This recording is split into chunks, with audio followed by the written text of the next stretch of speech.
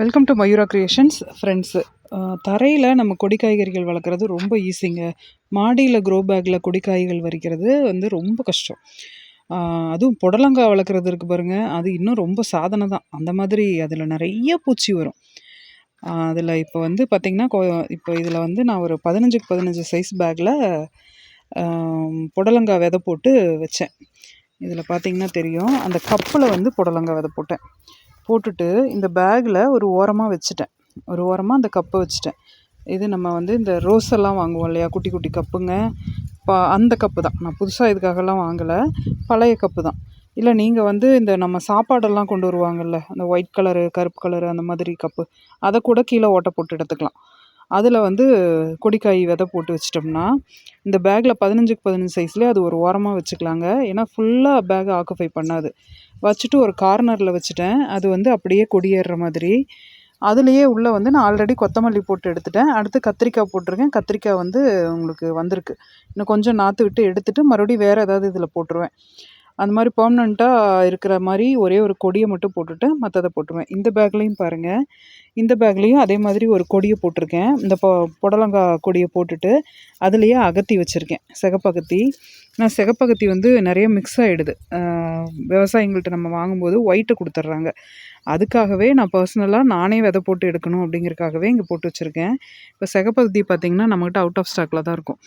யாருக்கும் விதை தரமாட்டேன். ஏன்னா இது மிக்ஸ் பண்ணிடுறாங்கங்கிற ஒரே காரணத்தினால நான் கொடுக்குறதில்ல. இது பாருங்கள், நானே வந்து விதை ரெடி பண்ணிகிட்ருக்கேன். இது வந்து எவ்வளோ நாள் பிளான்ட்டுங்கிறீங்க. இதுவும் ஒரு 15க்கு 15 சைஸு. இது 18க்கு 18 வச்சுருக்கேன். இப்போ அந்த 2 கொடியும் இதில் ஏற்றி விட்டுட்டேன். மேலே வந்து எனக்கு எப்போ இதை போட்டேன் தெரியுங்களா? ஏப்ரலில் போட்டேன். நான் வந்து ஆடிப்பட்டத்துக்கு தான், அப்படியெல்லாம் கிடையாதுங்க. விதையை எப்பயுமே கலெக்ட் பண்ணி வச்சுட்டே இருப்பேன். எல்லா கிளைமேட்லேயும் போட்டுகிட்டே இருப்பேன்.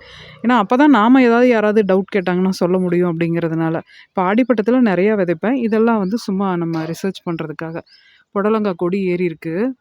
அதில் பாருங்கள், ஆல்ரெடி ஒரு புடலங்காய் காய்ச்சி இதை பாருங்கள் பழுத்துருக்கு. இது வந்து விதைக்காக விட்டுருக்கேன். அதுலேயே வந்து இன்னும் புடலங்காய் காய்ச்சிருக்குது. மீதியெல்லாம் இன்னும் பிஞ்சு எடுத்துருக்கு. பிஞ்சு தெரியுதா இல்லையான்னு தெரில. இது கொஞ்சம் பெருசானோடனே நான் வந்து இப்போ பறிக்க போகிறேன். ஏன்னா அப்படியே விடக்கூடாது. ஃபஸ்ட்டு இது நான் கொஞ்சம் விட்டுட்டேன்.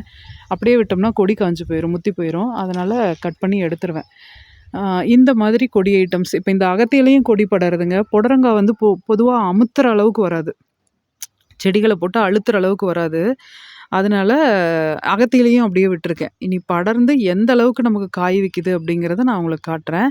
இதுக்கு முக்கியமான இன்னொரு காரணம் என்னன்னு பார்த்தீங்கன்னா, அந்த ட்ராப் ஒன்று காமிச்சேன் இல்லையா, பூச்சி பிடிக்கிற டப்பா அப்படின்னு சொல்லிட்டு ஒரு ட்ராப் காமிச்சேன். இப்போ மாடிக்கு வந்ததுனால அதை நான் எடுத்துகிட்டு வரல, கீழே தான் வச்சுருக்கேன்.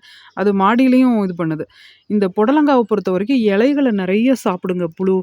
அந்த இலைங்களை விடவே விடாது. அந்த புழு கூட எனக்கு கண்ட்ரோல் ஆகிடுச்சு அந்த ட்ராப் வச்சதுக்கப்புறமா. இப்போ வந்து இலைங்களை அதிகமாக சாப்பிட்றதில்ல. அதனால் ஒரு இலை கூட எனக்கு புழு சாப்பிடலை. அதனால் வந்து காய் பிடிக்கிறக்க ஆரம்பிச்சிருக்குது. அதனால் அந்த ட்ராப் யூஸ் பண்ணி நீங்கள் வந்து கெமிக்கல் இல்லாமல் கொடி காய்கறிகள் போட்டுக்கோங்க. இப்போ வந்து நம்ம ஒரே பேக்லேயே கொடிக்காயும் போட்டுக்கலாம், செடிக்காயும் வச்சுக்கலாம். இப்போ இந்த பேக்கில் பாருங்கள், இதில் ஒரு புடலங்காய் வச்சுருக்கேன். அது இப்போ தான் நாற்று விட்டு இப்போ தான் கொடி ஏறுது. அதில் கத்திரிக்காய் இருக்குது. இது பாருங்கள், கத்திரிக்காய் வந்து எப்பயுமே ஃபஸ்ட் எடுத்தோன்னே விதைக்கி விடக்கூடாதுன்னு சொல்லுவேன். நான் அந்த இதில் விதைக்கி விட்டுட்டேன் மறந்தாப்பில். அதை பறிச்சுட்டாங்க விதை எடுக்கிறதுக்காக. மறுபடியும் பிஞ்சு வச்சுருக்கு பாருங்கள்.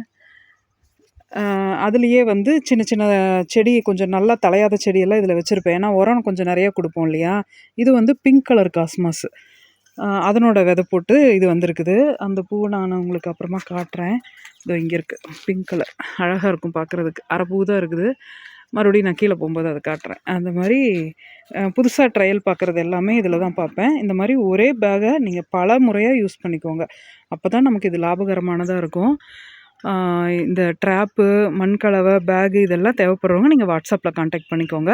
ஏதாவது டிப்ஸ் வேணும்னாலும் நீங்கள் வாட்ஸ்அப்பில் கேட்டுக்கலாம். இது போல் பயனுள்ள தகவல்களுக்கு நம்ம சேனலை சப்ஸ்கிரைப் பண்ணுங்கள், லைக் பண்ணுங்கள், ஷேர் பண்ணுங்கள். தேங்க்யூ.